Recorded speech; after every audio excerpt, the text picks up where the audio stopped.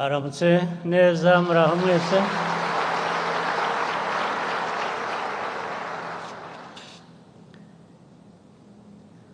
Ndishimye kubona uyu mwanya, namwe mwese mbashimira kuba muri hano kugira ngo iyi nama y'umushyikirano ishobore kugenda neza kandi bifite icyo bimariye igihugu cyacu. Nk'uko byavuzwe, iyi ni inama ibaye kenshi kandi buri uko ibaye ibyaganiriwemo, ibyemezo byafashwe bigenda bigira uburyo biduteza intambwe ndetse ndende ituganisha ku bindi biganiro n'ibindi bikorwa, bityo igihugu kigakomeza gutera imbere uko bikwiye.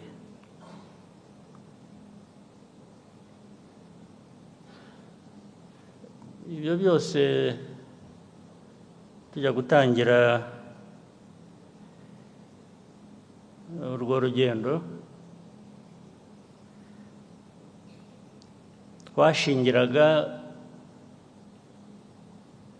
ku gushaka kwigira nk'abantu, nk'igihugu, ku buryo tutabaho bitewe n'amahirwe twagize kubera ko ari uwatugiriye imbabazi agashaka kudufasha, yaba yabuze bikatugiraho ingaruka zitari nziza kandi mwese muzi. Kwigira rero niyo ntego, niwo mugambi, niyo nshingano twese dufite, dukwiriye kuba dufite.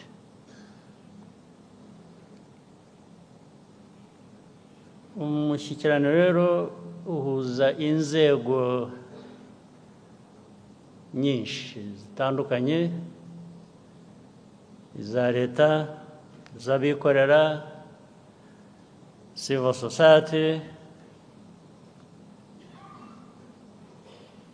ndetse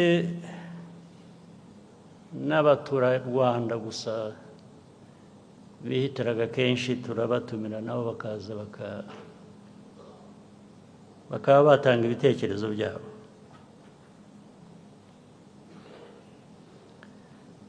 Ibyo byose imibare iragenda yerekana ko twagiye dutera intambwe. Hari imibare y'abavuye mu bukene n'abo tugejeje aho bashobora kwigira bagahera aho bagakomeza inzira yo gutera imbere. Ibi byose bigenda bigaragara, ariko igihugu nk'icyacu u Rwanda, ibibazo ndetse n'amahirwe twaba dufite byose ubishyize hamwe, imiterere yacu ntabwo twakumva bihagije ngo twateye intambwe. Dushaka kongeraho gutera indi ntambwe, gutera intambwe ndende kurusha iya mbere, kandi kubihozaho nibwo buryo twabaho. nibwo igihugu cyabaho. Nta bundi buryo. Ubundi buryo ni ukwemera tukaba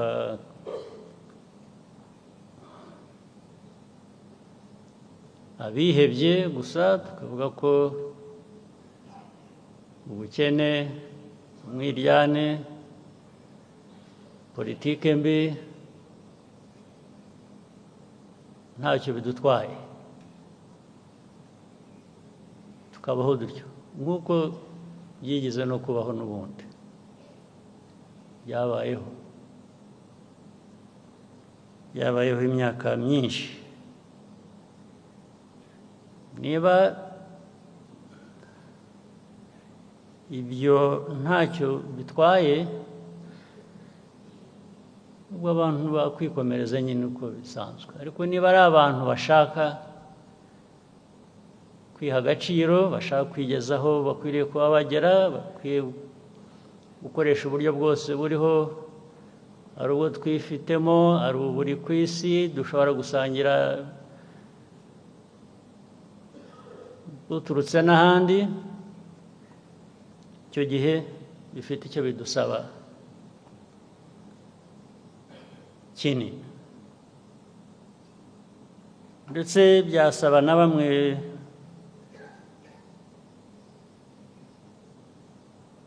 kudasinzira rwose, bikakuraza amaso ureba, ariko kurushaho unatekereza icyatuma utera intambwe mu nzira y'amajyambere, cyangwa se nk'abayobozi uko uyitera niko ubigezaho n'abandi, cyane cyane abo tuyobora. Abaturarwanda baba baduhanze amaso nk'abayobozi, ibyo dukora byose baba badutezeho byinshi, inkunga yatuma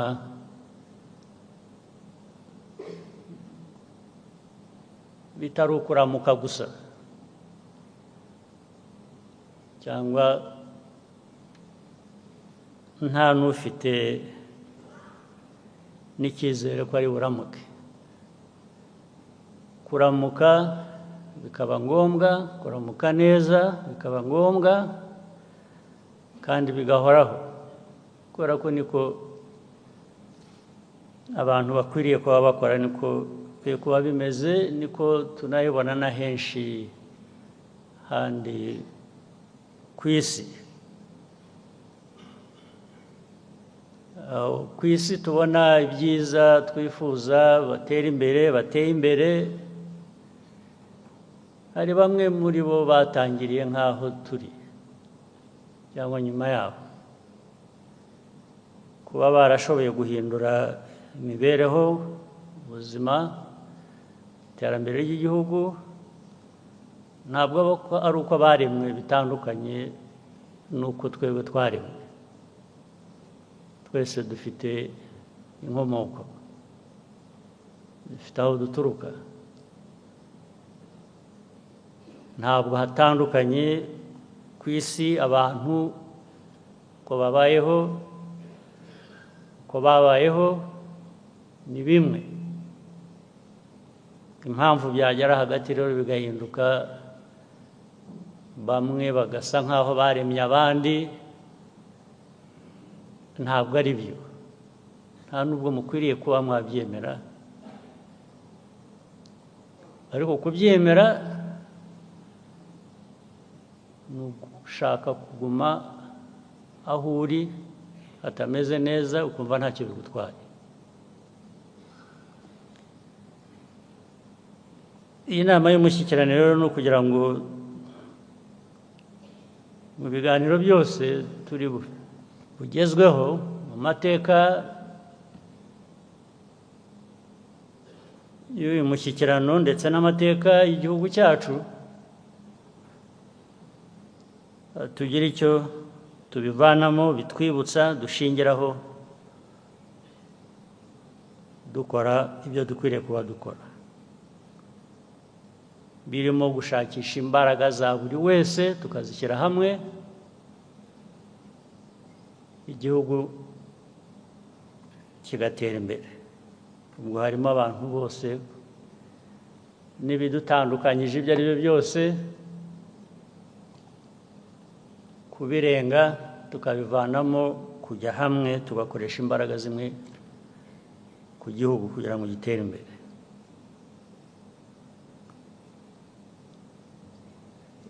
Aho rero harimo no gufata inshingano. Gufata inshingano cyane cyane ku bayobozi kugira ngo ibyo dukora, ibyo dukwiye kuba tugeza ku bo tuyobora, igihe nikigera tube twabibazwa,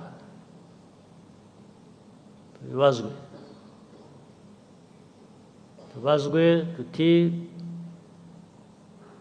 wemeye inshingano, iyi nshingano isaba ibi, turabizi, wahawe amikoro ameza atya mu nyungu z'Abanyarwanda bose, ibyo wabigenje ute? Ayo mikoro wayakoresheje ute? Wayagize ayawe gusa cyangwa wayakoresheje ku buryo bigera kubo byari bigenewe? Icyo ntabwo dukwiye kukinyura uruhande n'umunsi n'umwe. Kubazwa ibyo dushinze tukabisobanura, ndetse byaba ngombwa tukabyishyura igihe tutashoboye kubisobanura ko byakoreshejwe muri izo nyungu rusange. Kandi bikunze kubaho kenshi, ndetse rimwe na rimwe bamwe bakagira amahirwe ntibamenyekane cyangwa ibyo bakoze bitari byo ntibimenyekane, ariko dukwiye gukomeza umuco aho byamenyekanye umuntu akwiye kubibazwa, akwiye kubihanirwa. Ndetse ibi ndabivugira ko hari ibintu byinshi twashoboye gukemura, hari ndetse bijyanye n'umuco twahinduye hirya no hino, ariko hari ibindi byanga bigakomeza kandi birangiza, bituma tudatera intambwe ndende mu gukemura ibibazo by'igihugu n'Abanyarwanda. Ntanze urugero rworoshye rwihuse, mugomba kuba mubizi mwese, ibintu bijyanye n'imishinga. Imishinga isaba ibintu byinshi, kuyitegura no kuyishyira mu bikorwa. Ugasanga umushinga warateguwe ariko utegurwa bituzuye, kubera ko niba ari urwego runuru rubishinzwe mbere y'abandi, ugasanga urwo rwego ntabwo rwakoranye n'izindi nzego bakwiriye kuba bafatanije kugira ngo bategure uwo mushinga. Icya kabiri, niba n'umushinga watangiye, ukwiriye gukurikiranwa, kureba ko ugenda uko byari bikwiye kuba bigenda. Ugasanga kenshi umushinga uraho, waba wahagaze, waba ugenda nabi, waba ugenda buhoro, ntawe ubizi, ntawe akurikiranye kugira ngo ibintu bijye mu buryo. Ibyo ni ibintu tumaranye imyaka myinshi aho tubereye aha. N'intambwe yatewe ikaba intambwe ntoya cyane, cyangwa se igaterwa umunsi umwe, undi munsi bikaba byibagiranye. Ibyo nagira ngo tugende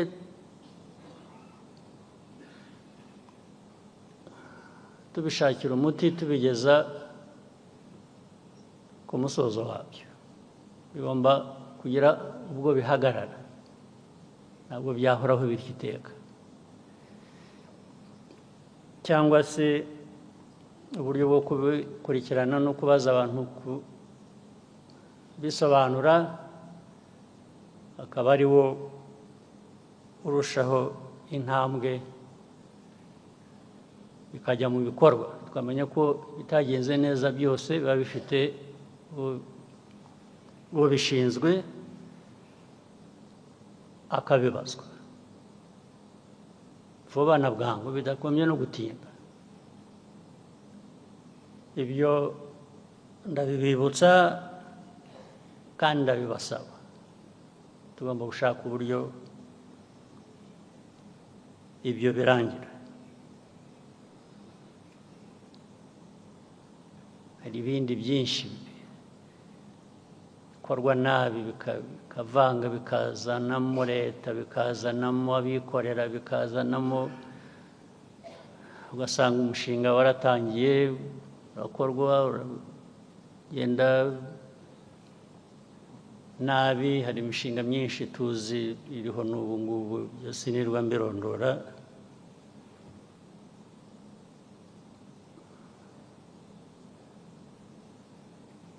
Ugasanga umushinga wagomba gukorwa mu myaka 2, uri mu wa 3, uri mu mwaka wa 3, uri mu wa 4, ntacyo ubona kivamo, ariko abantu bagakomeza nkaho ntacyo bitwaye.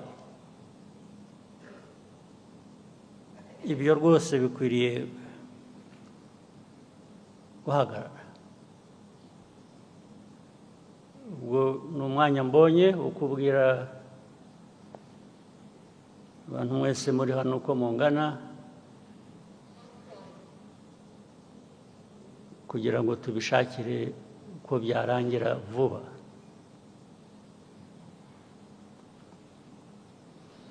Ndetse ugasanga abakora mu mushinga, abaturage bakwiriye kuba bishyurwa, ubundi nta kibazo bafite. Abayobora imishinga ndetse harimo n'abikorera, bo barahembwa imishahara, barafite inyungu zabo, ariko ukora wa buri munsi wa wundi, umuturage ntacyo ahabwa. Wazabaza bakakubwira ibibazo byari bihari, ariko niba byari bihari wowe kuki wahembwe? Kuki waba warahembwe wowe umuturage wakoraga ntahembwe? Ejo bundi aha mu minsi mikuru, igihe cya Noheli n'Ubunani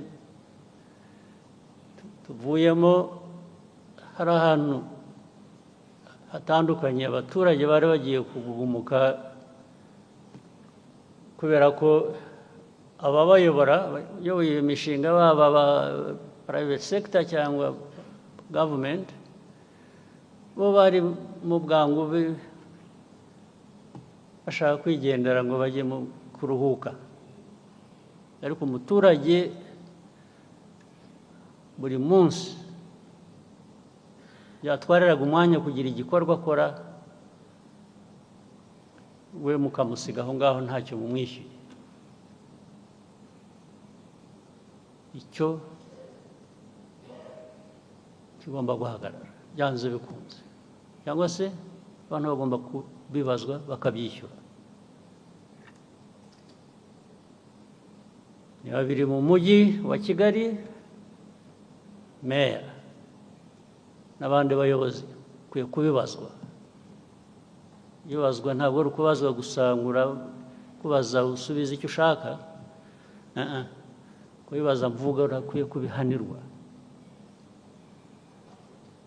Ubwo ni urugero ntanze, ariko n'ahandi ahari hose, no muri za minisiteri, aho mufite uruhare mu bikorwa, mu baturage, mujye mubikurikirana murebe ko ibintu bigenda mu buryo uko bikwiye. Niba havutse ikibazo, icyo kibazo kirasobanurwa, abantu barasobanura, abantu bakabyumva, ibyo nta ngorane ikwiriye kubihari. Kuri ibyo by'uruhande rutureba ku buryo bw'umwihariko nk'u Rwanda, reka mbihagaritsa. U Rwanda n'ibibazo byacu, hari ibibazo byinshi rwose dufitemo uruhare twebwe bitureba. Ntabwo twavuga ngo hari undi wabiduteye, ni twebwe twiteye ibyo bibazo, dukwiye kuba tubishakira umuti, ntitugire abo tureba ahandi ngo twibwire ko aribo bazadushakira umuti cyangwa aribo babiduteye. Ibyo ni byo nsorezaho mbabwira ku bijyanye n'igihugu cyacu. Ariko igihugu cyacu gifite amateka maremare kandi atari meza. Uhereye mu myaka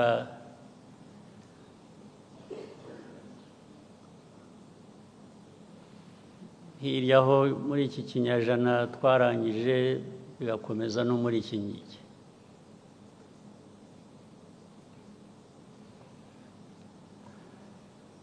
Ibyo bibazo muri ayo mateka ni ibituruka hanze. Igihe rero dushaka gukemura ibibazo byacu binavugaga bitureba nk'igihugu, dukwiye no kuba twibuka iteka ko hari ibikomoka muri twe, hari n'ibikomoka hanze.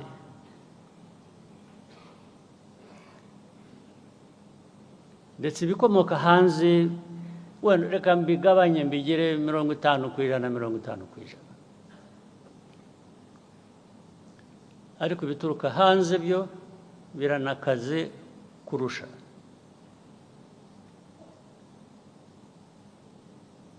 Niho rero navugiraga undi bwa mbere kuvuga ngo ikintu cyo kugira ngo mwemere ko mwabaho kubera abandi ni icyaha, dukwiye kukigira icyaha.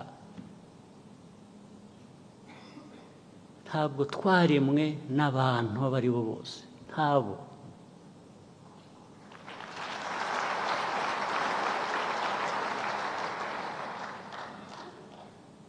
It doesn't matter how powerful you are, it doesn't matter how rich you are, it doesn't matter how willing you are to use it to wrong ends. We, from a small country like Rwanda, we should be able to stand up to that.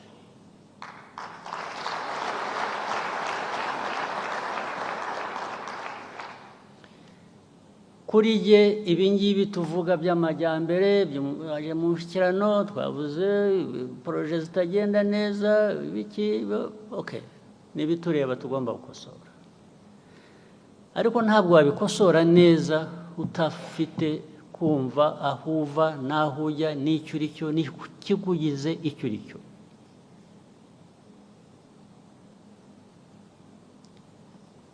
Muri aya mateka rero agenda agashingiramo ibintu byinshi.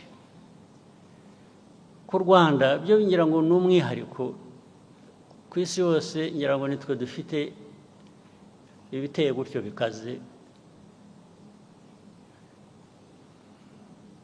twifitiye nk'ibibazo byacu ariko dufite nk'ibibazo duterwa n'abandi.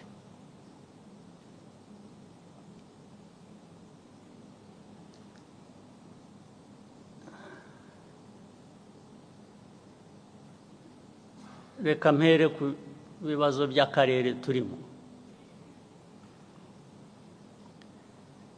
Muzi ibibazo tumaranye iminsi imyaka bijyanye n'abaturanyi bo muri Congo,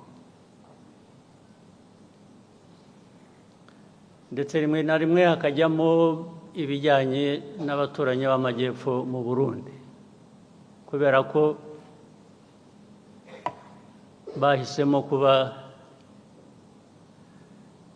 ubundi uko nari mbizi mu mateka abanyarwanda n'abarundi babita ko ari impanga, ubundi ni impanga. We are supposed to be twins literally,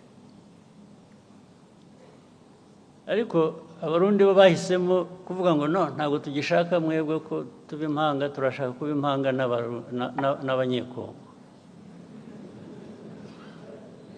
Okay, nta kibazo ufitanye nabyo. Niba umuntu afite guhitamo uwavukana nawe cyangwa wabana nawe impanga, ibyo ntacyo nabikorera yewe, urabyemera. Ariko uko kuba impanga cyane cyane kurimo politike mbi, politike yo kwiyanga no kwanga abandi, ibyo bakabihuriraho. Ibi ndabivuga ntabwo ari ibanga, kuko ubwabo barabyivugira abayobozi b'ibyo bihugu. Nta kintu gishya nahimbye, ntacyo ndi buvuge gishaka abantu gukurikirana ngo ariko ibyo yavuze nibyo, cyangwa niba ushaka kumenya ko ari byo, jya utega amatwi wumve ibyo bakubwira bo ubwabo. Ntabwo rero twajya gushakisha ahandi.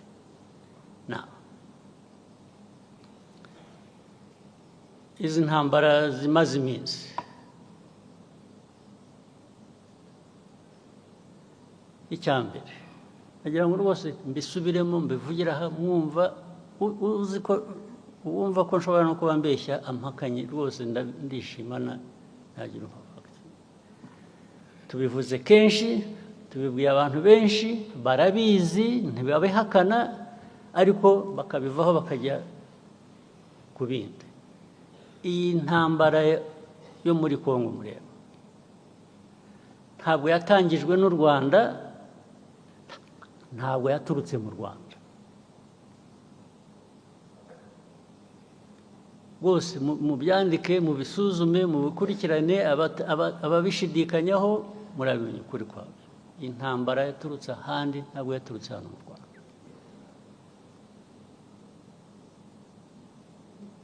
Aho handi sinirwa mpasubiramo, narahavuze sinirwa nongera kuhasubiramo. Yaturutse kuri Congo, ariko ituruka n'ahandi. Uko babigenje hagati yabo ibyo ntabwo bindeba.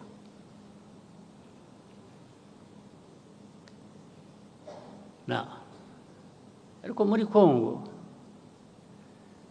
ikibazo u Rwanda rufitemo ni iki?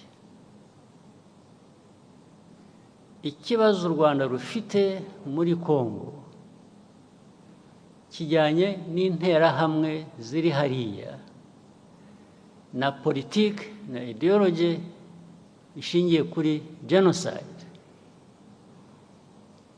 kandi bigahora iteka batunga u Rwanda urutoki ngo turaje tubagenze nk'uko twabagenje ubushize. Ubushize murabuzi ko byabaye, ubushize murakuzi.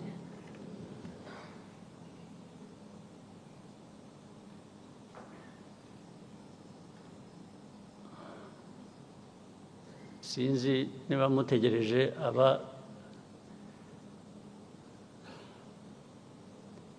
ubushize abo bwahitanye kuba aribo babyivugira.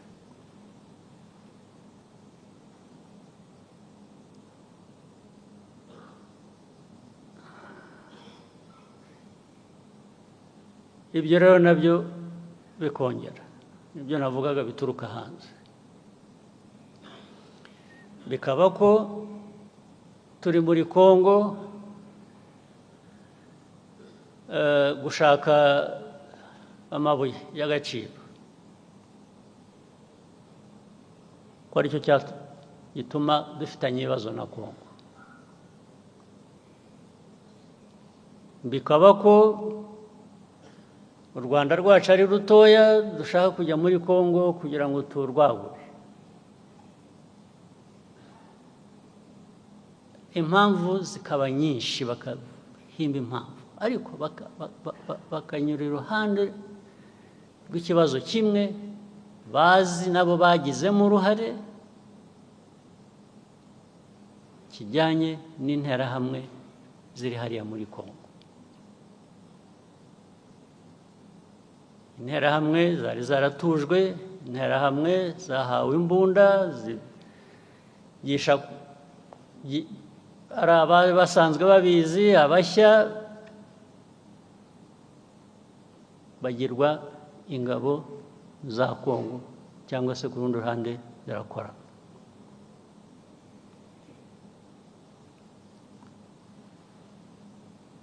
Loni UN ijya gushyira ziriya ngabo za UN muri Congo, MONUSCO, mwibwira ko bazishyiriye kugira ngo bigende gute? Kuki barinze gushyirayo ingabo za Loni muri Congo? Ariko kugeza n'ubu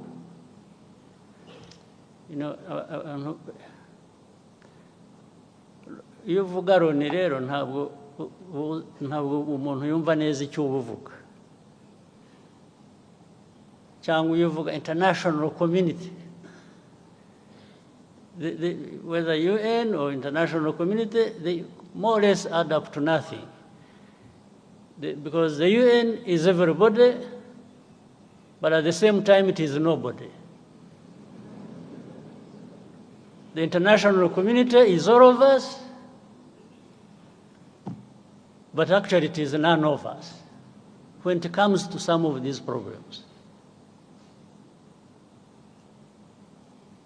So you don't know who to hold responsible.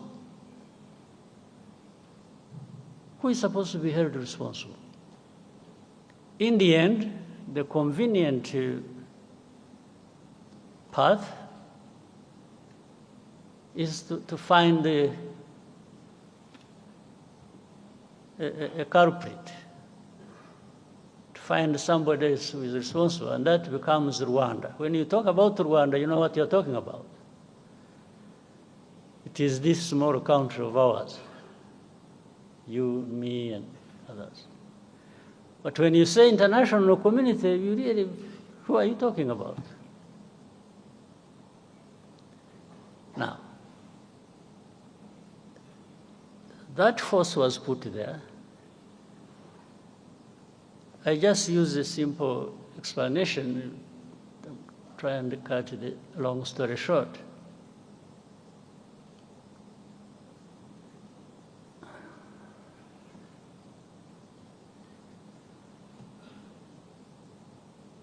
Many times, I meet the ambassadors of countries credited here, either best here or best outside, or I meet government ministers of different countries. And when you are talking about this problem of Congo,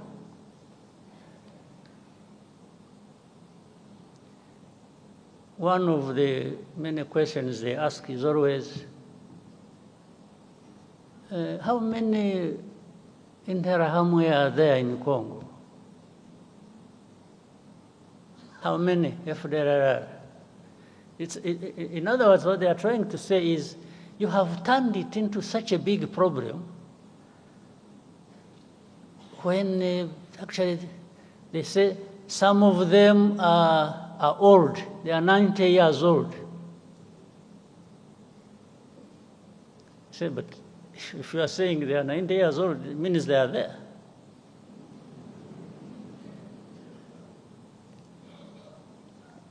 But to become 90 years old,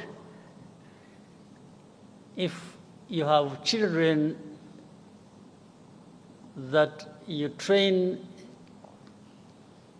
and put in their heads this kind of ideology, and they end up being militias or fighters within FDLR,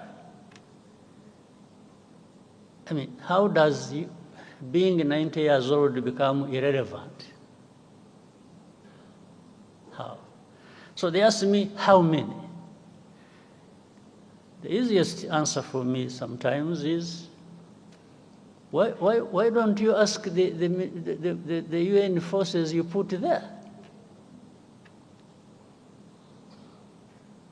You sent these forces to go and deal with this problem, among others. So they should really be telling you how many or what they are doing. Second, I answer them on issue of hate speech. How do you count the numbers? If the president of the country, that is Congo, or his assistants or heads of different institutions publicly talk about genocide, talk about attacking Rwanda, talk about all kinds of things as relates to genocide ideology. How do you count that in numbers? So you tell me how many give such a speech? Well, I also tell you, even if you think there are few who give such a speech, there are millions who are listening.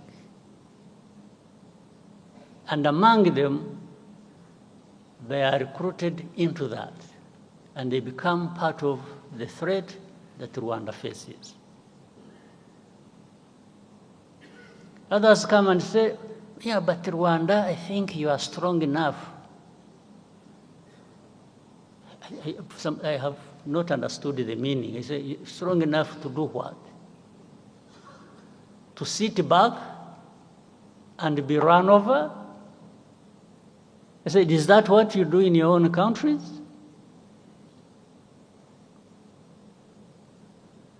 I wish I was actually strong enough. I'm not.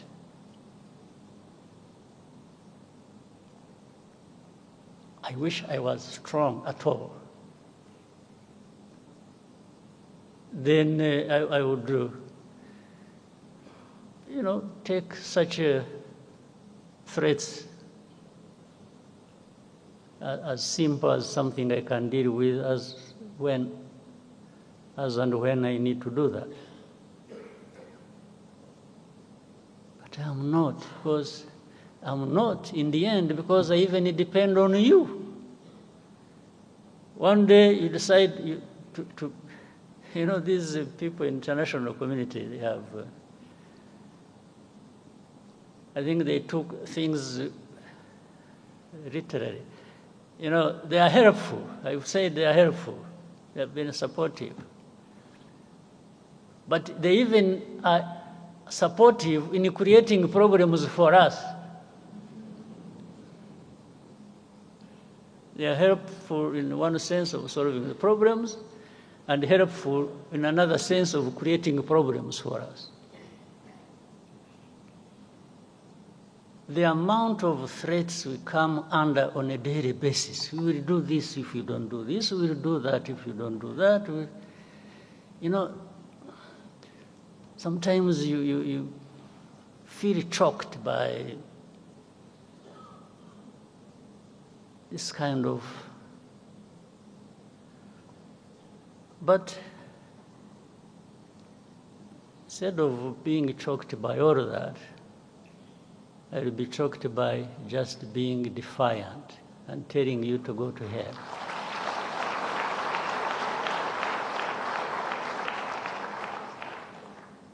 You can't create problems for me, at the same time come and blame me for these problems, and then start threatening me.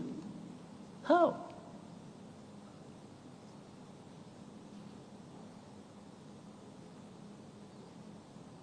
How?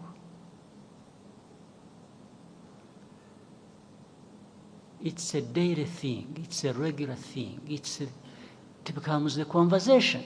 Instead of addressing the problem the way it should be, you know, these Congolese are very lucky. This Tshisekedi man who stands there and abuses people and threatens and does that, and then in the end, this same international community comes to me and says, yeah, you see, you know, you need to do this, you need...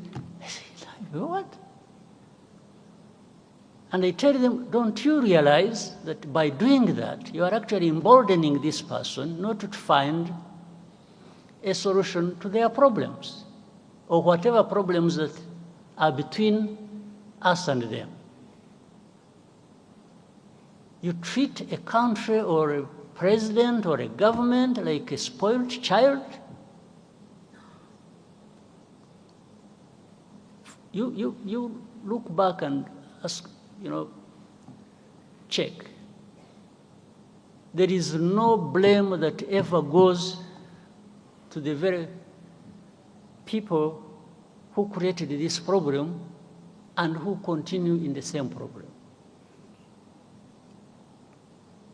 But when it comes to Rwanda, it's our problems we are blamed for, and it's their problems we are blamed for. So we are blamed for two kinds of problems. Our own, we may have our own problems that for sure we will own up and deal with that. But how do we deal with the blame for other people's problem? They should be owning up to and dealing with. How do we deal with that? Just by threats? You come threaten people, I will do this. Well, some of them did whatever they did. But I hesitate to tell them, I say, okay, you did that, so what did you get out of it? Whatever you did, what did you get out of it? The situation just go to us. And for me, from the beginning, it was obvious it was going to get worse because you are not addressing the root cause of the problem. Instead, you are just massaging the people who are actually behind these problems. So how does the world expect us to behave? Just listen to them and do whatever they ask us to do, even if it is leading to our own destruction?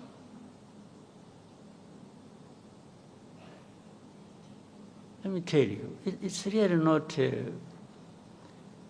for our existence, for our well-being, for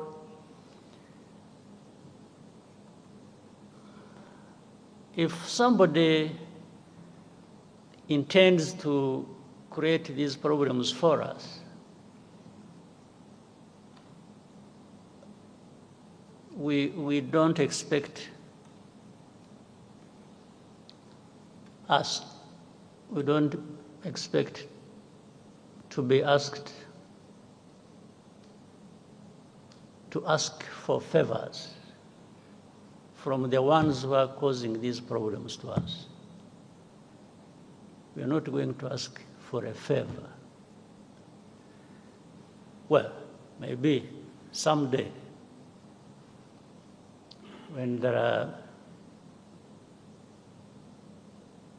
people who are like we have been decades and hundreds of years ago, maybe those people, because who knows, we can always, through such manipulations and so on, have people emerge who think that is the way we should live.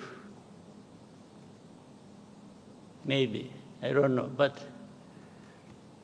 in some of us' lifetime, in our lifetime, some of us will try and stand up to that.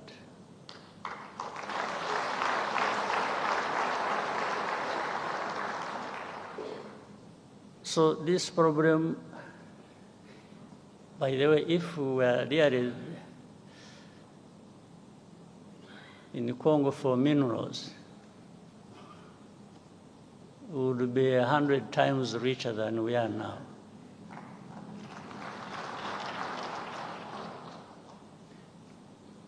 But I think also why we and you know, I saw recently people sort of celebrating, say, you see, we have always said Rwanda is in Congo, and they have been denying, now they have, no, that is nonsense. I think people who are being told are not listening. And what they have been told for years, they have not been listening, because I've been asked thousands of times. You say, is Rwanda in Congo? There is something that says everything you need to know about defensive measures we took to deal with that threat coming from Eastern Congo or from Congo. Now, my answer, simple answer, which says everything, has always been, if you ask me whether we are in Congo, do you first ask yourself, why would Rwanda be in Congo? Then you would get the answer without asking me. If you ask yourself that this Rwanda, which is accused of being in Congo, why this accusation? First of all, it is not about minerals, that one is aside, for sure.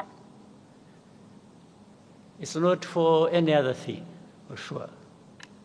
Except we have told you for the last 30 years about the threats coming from Congo to do with our security, and those threats have materialized several times. You just don't want to see it, you don't want to hear it.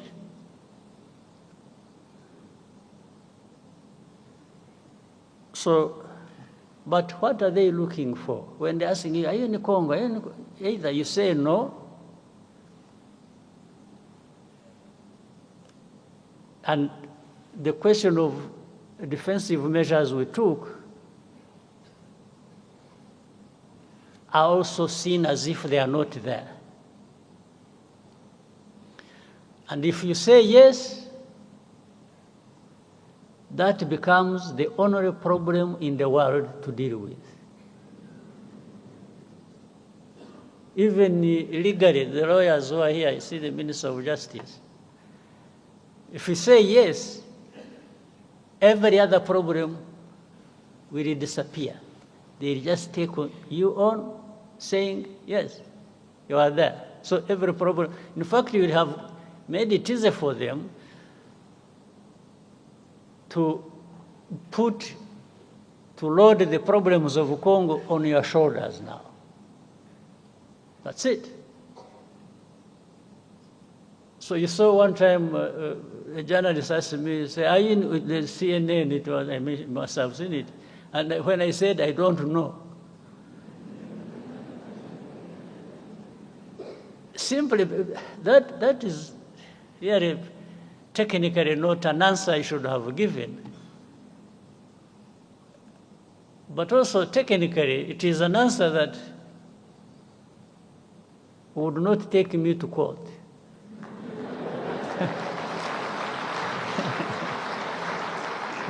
So,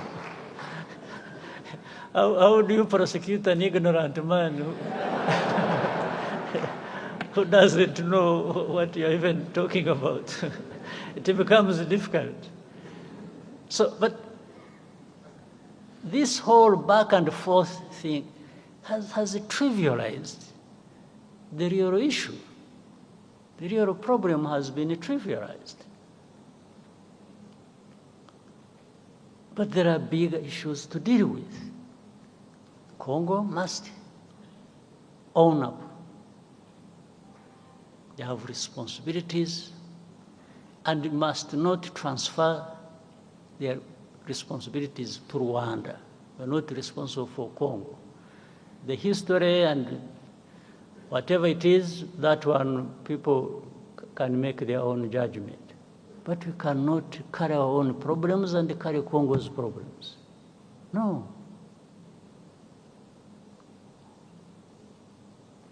And for protecting our people, that one we shall. There's no question about it.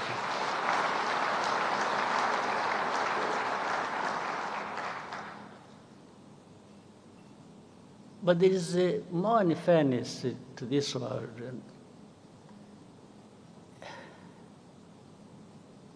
Anyway, let me reserve some other comments for another time. And give space for other things. But I thought I needed to give you a bit of what is on people's minds, but this is also not what we are talking about. I don't think this is a problem that is not that cannot find an answer, that cannot find a resolution. I don't think so. There is a way to resolve this matter, but people just don't want to resolve it. Maybe it also becomes an industry for some people to keep having a war going on, and there are lots of benefits to some people. But otherwise, if you address the root causes, and they are known, and simply put responsibility where it belongs, and accountability, I think this problem can be resolved, the Congo problem. And must be looked at holistically. How it is the whole of Congo, it's the region, it's Rwanda, Congo, it is. All right, so thank you very much, and I hope we have started the year, everyone, on a good note. After a long break and so on, now we are back to business. So we should do just that. Thank you very much.